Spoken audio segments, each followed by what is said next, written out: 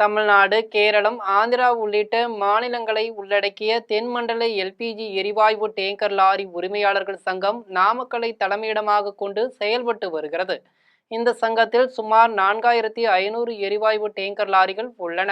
இவைகள் அனைத்தும் IOC, BBC, HPC ஆகிய 3 ஆயில் நிறுவனங்களுக்கு சொந்தமான சுத்திகரிப்பு நிலையங்களில் இருந்து சமையல் எரிவாயுவை சிலிண்டர் நிரப்பும் மையங்களுக்கு 5 ஆண்டுகால ஒப்பந்த அடிப்படையில் இயக்கப்பட்டு வருகிறது.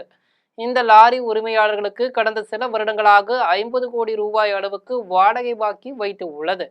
நிலுவையில் உள்ள வாடகை தொகையை லாரி உரிமையாளர்களுக்கு திரும்ப வழங்க வேண்டும் என டேங்கர் லாரி உரிமையாளர்கள் சங்க நிர்வாகிகள் வலியுறுத்தி வந்த நிலையில் இதுகுறித்து எண்ணெய் நிறுவன அதிகாரிகள் முறையாக நடவடிக்கை எடுக்கவில்லை என கூறப்படுகிறது.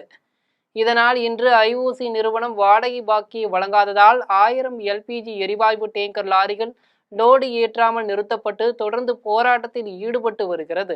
தொடர்ந்து இந்த தகவலை தென்மண்டல எல்பிஜி எரிவாயு டேங்கர் லாரி உரிமையாளர்கள் சங்க தலைவர் சுந்தரராஜன் தெரிவித்து உள்ளார்.